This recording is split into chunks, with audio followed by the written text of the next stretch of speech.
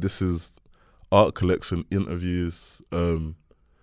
This is episode 6, and I got my actual guy, Chiedu Oraka, who this is actually our 3rd interview now. Yeah. And I clocked the pattern. It's like every 2 years we just come back for a little catch up, which is sick. But nah, that's sick. I guess with this one, I think with the last 2 we kind of focus on the music, but this one I kind of want to go like a deep dive into the history of Chiedu, if that's cool. Yeah, man. That's cool, man. I'm here. Yeah. Happy to be here. Calm. I guess, the first, I guess what I was interested in, because obviously I went to Hull for 3 years, so around 10 years ago, actually. But I went there as an adult, so I kind of wanted to know, what would you say is the kind of, typical or your own personal, black experience growing up in Hull? What would you say that was like for you?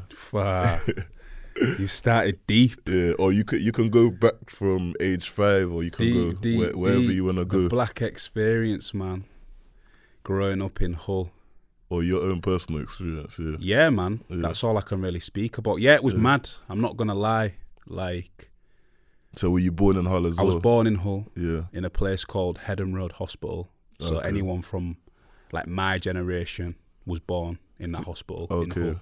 It's like East Hull. Okay. And I'm from a place called North Hull. Okay. I live on the estate, North Hull estate. The black experience, we'll put it this way, I grew up on North Hull, which is one of the most, North Hull estate, which is one of the most roughest estates in the city.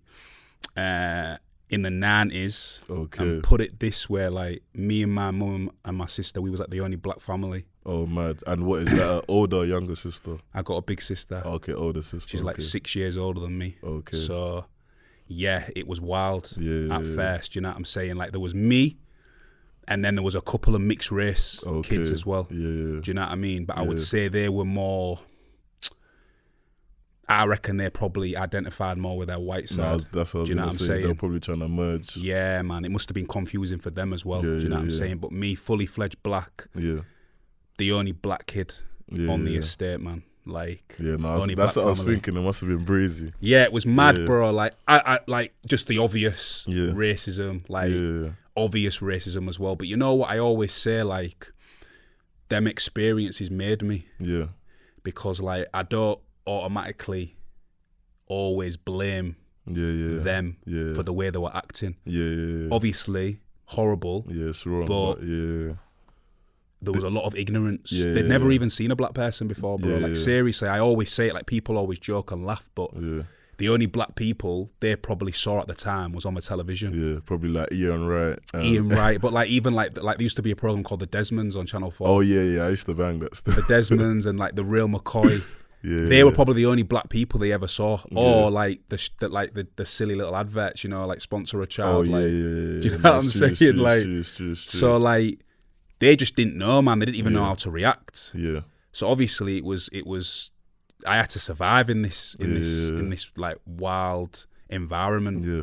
And I was quite a timid kid. Do you know what I mean? I was definitely quite timid. I was quite spoiled. Yeah. I was brought up by women, do you know what I'm saying? Probably because you were the youngest as well. Yeah, man. Yeah. So it was definitely peak at times, but then you have a swim or drown in it. Yeah, no, it's true. And obviously on that estate it was crazy. So you just have to you learn how to these become your these become your best friends in it, and then you sort of hang around with people who sort of slightly understand in it. And then you start getting a bit of a name for yourself through school and just on the estate, and then man, it was mad. Definitely an identity crisis though. Yeah. Because obviously in my household, my mum's never gonna never gonna not show me the Nigerian way. Oh yeah, that's what I was gonna go into. So in the household, I was Nigerian, innit? Yeah. But when I came outside, I tried to adopt some of the British antics and how I'm going in their houses and they're all screaming at their parents and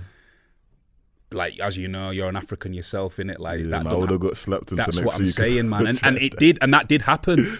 My mum gave me the beatings. I was a naughty child, innit? But she did her best. Yeah. Do you know what I'm saying? To try and ingrain that Nigerianness in me. Yeah. But there was definitely times when I forgot that. Yeah. Do you know what I mean? And that's why I say I went through a bit of an identity crisis, because it wasn't always cool to be African. Yeah, no, true. Yeah. Do you know what I mean? It was a bit of a myth. It was a bit of a diss. Yeah, that's what Skepta obviously raps about that quite a lot. And like, especially where I'm from, at least where Skepta's from, at least it's like, yeah, there's a lot of black people. Basically. Do you get what I'm saying? Yeah, but like where I'm, like I used to like say we used to go to church, innit? Like. And we'd be walking through the estate, and I'd be wearing like my traditional Nigerian clothes, and like people would just like laugh. Oh yeah, like Chiedu, why are you wearing a dress and all that stuff? Do you know what I'm saying? And like, it was mad. I was embarrassed. Yeah. Obviously, you grow up though and you embrace it. Yeah. But there was definitely times where I was like, hiding it. Yeah.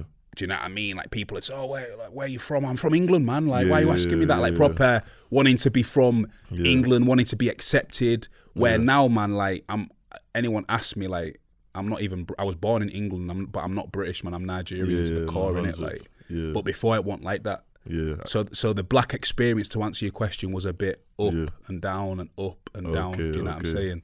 And funny you say that, because I feel like a parallel thing happened in the UK, like especially. So I was born in like the early 90s as well, but it's like through like the 2000s, it used to be a thing where like everyone, even the 90s as well, everyone wanted to be Jamaican. Yeah. So everyone who was black was like, now I'm Jamaican. Yeah. But it's funny now how it's come full circle where like everyone's like, because you got artists like Jay Huss and like. But you got to think you grew up around black people, innit? True. I didn't. True. Yeah, that's true. You get me? So there wasn't even that. Even if you was a Jamaican, you would have got the Mickey taken out of you. Do you know what I'm saying? So there wasn't even that. Like literally, I was the black guy. In my school, I was in my primary school, maybe one of three. In my secondary, maybe one of 10. Man, that's crazy. And I went to my secondary school was a big school. It was a Catholic school. Like, I maybe one of 10's a bit of an overstatement. Like I don't even think that's true. Like I think maybe one of 6. Yeah, that's crazy. So when you put it into perspective, do you know what I'm saying? Like there was no one to lean on. Yeah. The blackness I was getting was literally at home. Yeah. Or when my mum threw parties. Yeah. Do you get me? Like that's what. So did you like, as in, did you have any of like your mum's family in Hull as well then? Nah, not really. Yeah. Like, not really. Like, family, friends that you would basically call your cousins, you know what I mean? Like, but nah, not really. Like, shout out Osa. Yeah. Like, Junior. Who else, man? Like, Tawanda. Like, these were people that were like, basically like family. We grew up in each other's houses, do you know what I'm saying? My uncle Dennis, do you know what I'm saying? But literally, me and my mum and my sister, and then my cousin came over. Okay.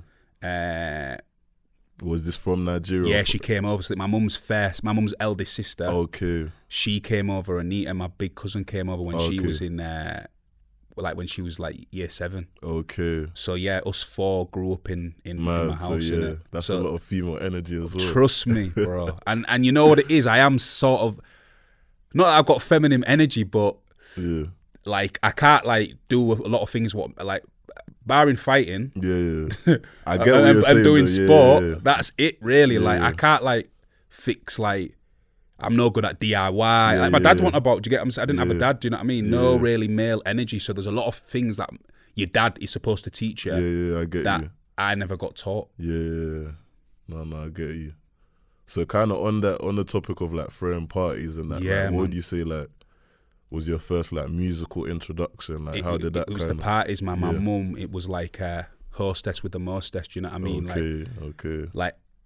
Everyone knows who grew up around them times. My mum's parties were legendary. Oh, lit. Because like back in the 90s, there was a bit of there's quite a big African community now in Hull. Oh yeah. But back in the day, there wasn't that many. Okay. But whoever was about in them times definitely came to my mum's house. Okay. And used to throw the sickest parties. Do you know what I mean? Until the late So that means early hours. You'd be up until like 2, 3 in the morning. Yeah, bro, man. Like, yeah, man. It was mad. Like a little council house, but just like rammed full of people. My mum providing the booze, providing the food, good vibes, man. Yeah. My mum's always that's where I think I get it from. Yeah. My mum's always been the person who connects people. Yeah. From all different walks of life as well, man. Yeah. So like them times were really, really sick, man. Like if any excuse for a party, if it was a birthday. Yeah. Like one party that comes to mind is when I did my first Holy Communion. Okay. Massive party, man. My confirmation, massive party. My sister's birthdays, like always parties, man. Yeah. My mum is she was a bit of a party head back in the day. Do you know what I'm saying? That's lit, man. Nah, like my family's the same, innit? It's mad because like I feel like we're the ones who like everyone comes to our house up until like you're like 7, 8 years old. You should be in bed, but you're not, just man. up. Yeah, man. You might have a little sip of the beer as well. Oh yeah, definitely. Definitely. I was drinking young, you know, like young. I remember being drunk at Christmas, like about 10 years old, man. Sorry, like social service, they can't get my mum now, do you know what I'm saying? But I remember drinking wine then, man, loving it. Just got the taste from it young. Mad, man. That's yeah, true. man. That's jokes. Okay, so what would you say was like, in terms of specifically like rap, grime, garage, jungle, like where did that come in? Okay. So like I say, the parties. Yeah. But like my mum was playing a lot of like Fela Kuti. Okay, that's my guy. Yeah, man. So a lot of like early Afrobeat sounds. You get what I'm saying? Like, and then like a lot of reggae. Okay. Like Shaka Demus and Pliers, like Murder She Wrote and all that jazz. Do you know what I mean? A bit of Bob Marley. Like them rhythms were getting played on heavy rotation in my house. I think when I started getting my own taste of my own music was like my sister and my cousin. Okay. Because they used to bang out loads of music like early, like R&B to me. So like Aaliyah, Mariah Carey, Usher, Whitney Houston. Yeah, Usher, man. I remember when I first heard, is it You Make Me Wanna? Do you know, is it You Make Me Wanna? Yeah. That's like early 90s. Yeah. I remember seeing him on Top of the Pops. My sister just getting gassed. My sister used to love Aaliyah.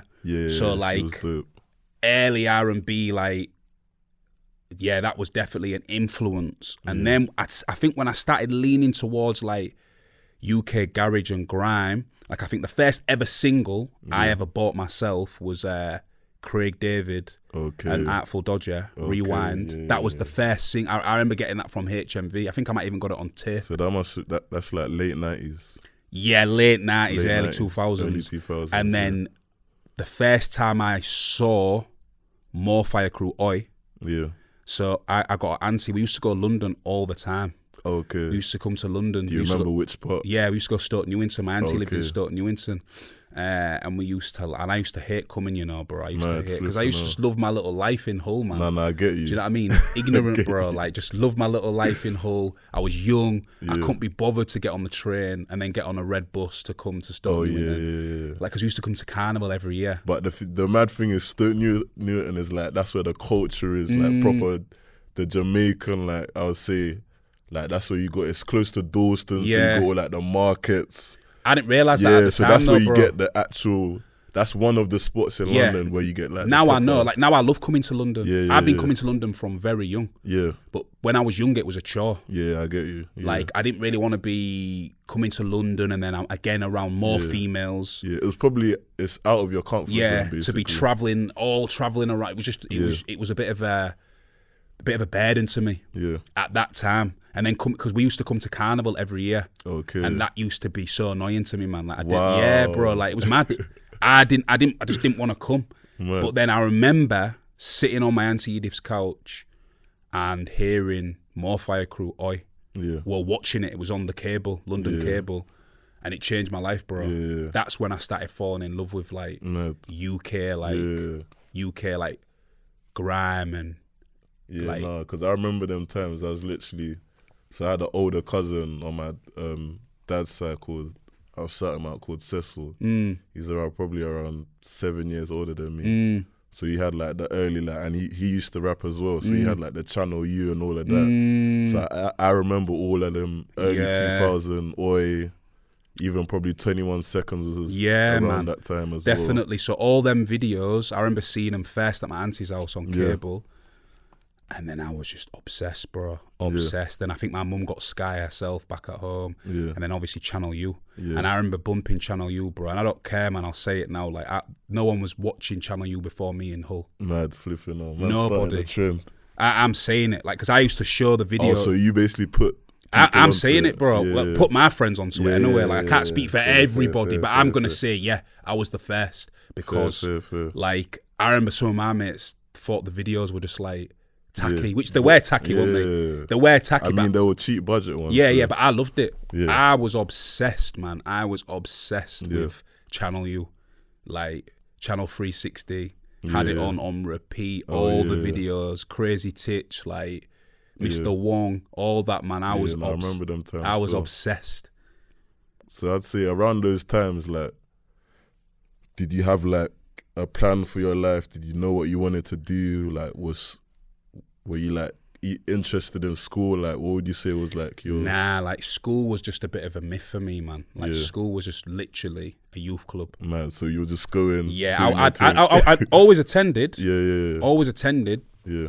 Because my mum wouldn't have it any other way, but I was just always getting into some sort of passer, man. Like, I was just not interested in school at all. Like, I was going to school simply just to mess around with the boys. Yeah. Like, that was me. Like, that's all I cared about. Like, we had a good time in school, man. We did. I can't, like, you know, some people like hated school. Yeah. I loved school. No, I'm the same as well. I enjoyed it. I loved school. Like, I loved the friendships that was formed.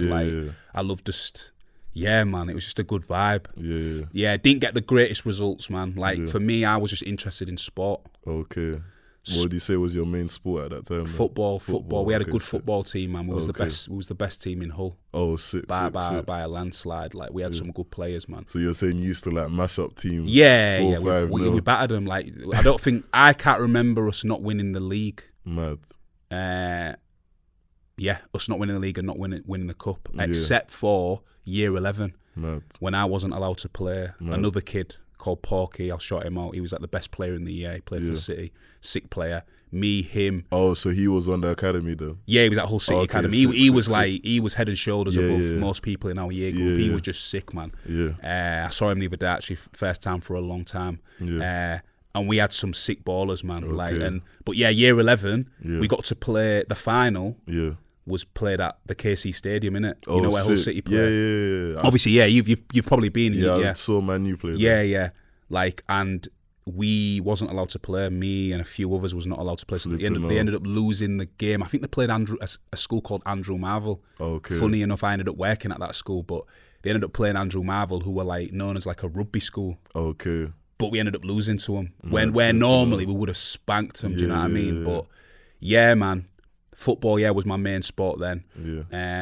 And PE was the only subject I was really interested in. To be honest, GCSE PE. Okay. Nothing else, man.